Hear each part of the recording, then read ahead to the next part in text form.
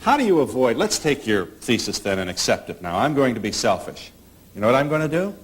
I'm going to be real talented and charismatic, and I'm going to develop a lot of wealth, and I'm going to have a lot of money and a lot of banks, and pretty soon nobody's going to be able to compete with me because I've already purchased all my competitors. And now I have dictatorial power over people, and I can name the price of bacon or price of oil or whatever it is, the commodity I'm selling. You know, I agree with you that you're very talented and you could accomplish a great deal and already have, but you're talking about the impossible. In a free society, nobody can become a monopolist or a dictator. All this is economic fallacies.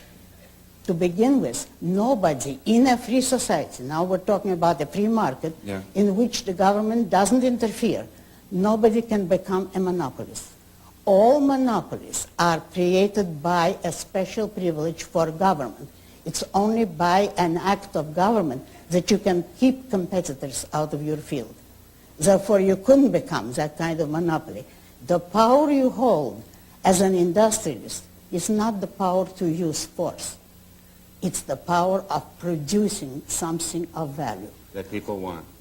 And it's the people who literally control you, because every purchase is a vote in the favor of some businessmen and in a way against others.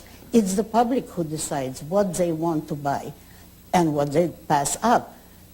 If, using your examples, you became this powerful tycoon economically, but you cannot force anybody to deal with you, and you cannot force competitors out of your field, then every smaller man would be in that field because you would have established a price way above the market.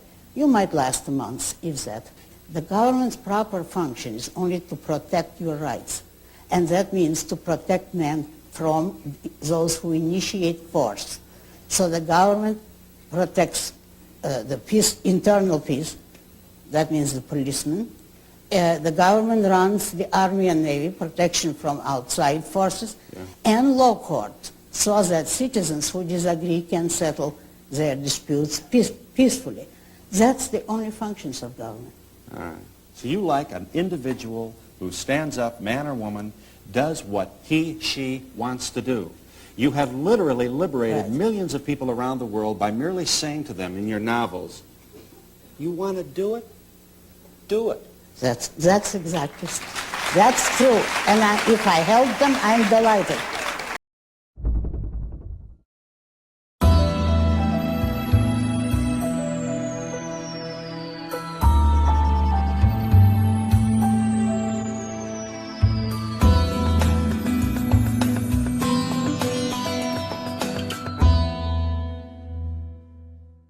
Mr. Friedman, how much government intervention do you think is necessary to prevent the rise of monopoly and oligopoly under the free enterprise system, or would it take care of itself if left alone? Well, I believe if you examine the sources of monopoly and oligopoly, you will find that almost all those sources are government intervention. I think the situation is almost precisely the reverse.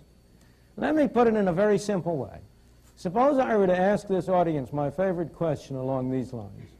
You have one law you can pass. Its only purpose is to reduce the extent of monopoly. That's its only purpose. You have one law. What law would be most effective in achieving that end? What law would you pass? I don't mean any gimmicks. You know, it's not going to be something in which you can have a law with 4,000 different parts. I'm not asking a very complicated question. What would you do? Limit the size of the market that they could. Well, that's one proposal, the limited proposal. But you will agree with me, I'm sure, immediately that mine is a much better one. And that's free trade. Eliminate all tariffs and all restrictions on foreign trade, and you enable the world to come in as competition to prevent domestic monopoly. Wouldn't that do a great deal more good in preventing monopoly than would a limit on the size of enterprises, with much less restriction in human freedom? Now, if you ask yourself, where do monopolies come from? In the United States, the most important and the strongest monopolies are unquestionably those that derive from governmental privilege. The monopoly of a TV license granted by the government at a zero price. That's a source of monopoly privilege. It also has been a source of wealth for some notable Americans. The grant of a tariff protection. Would the steel industry in the United States have any kind of monopoly or oligopoly position if it weren't able to get government to impose restrictions on imports of foreign items and so on? Trade union monopolies. They get their strength and their support from Davis-Bacon Act, Walsh-Healy Act, other governmental measures that interfere with competition by others. It's very hard. In fact, I have tried to consider, and George Stigler is a greater authority on this than I, so maybe we ought to get him in to add to this, what private monopolies there are that have been able to maintain themselves over any long period of time without government assistance. And I have myself only been able to construct two.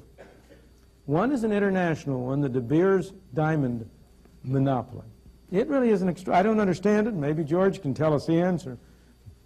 But it has been successful over a very long period. And the second was a New York Stock Exchange. Not more recently, because since 1934 it's had the help of the SEC.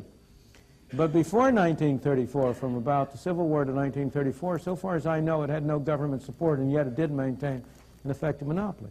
But almost every other case, you have temporary monopolies develop, and if the government doesn't come in to shore them up, they fall to pieces. The railroads became a monopoly only because they were able to get the Interstate Commerce Commission established. Trucking is a monopoly because the ICC keeps out competitors. And you can go down the line and find that one hypothetical monopoly case after another derives from governmental assistance and support. So I think the answer to your question, and you and I have the same objective here, is less government intervention, not more.